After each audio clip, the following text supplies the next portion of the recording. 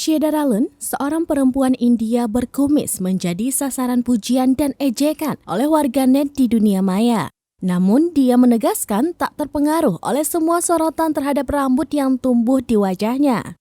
Dia kerap mendapat pertanyaan dari orang-orang yang melihat fotonya di platform media sosial Facebook atau ketika bertemu langsung dengannya mengapa dirinya berkumis. Wanita ini bernama Sija, ia tinggal di distrik Kannur di negara bagian Kerala yang terletak di India bagian selatan. Seperti perempuan kebanyakan, Sija punya kumis tipis yang tumbuh di bagian atas bibirnya selama bertahun-tahun. Dia juga secara teratur memangkas dan merapikan kumisnya. Sija berkata dia tidak pernah merasa perlu untuk mencukur kumis tipis di atas bibirnya. Namun sekitar 5 tahun lalu, kumis tersebut tumbuh semakin lebat, seperti layaknya kumis pria, dan Sija yang memiliki perawakan ceria memutuskan untuk tetap mempertahankannya.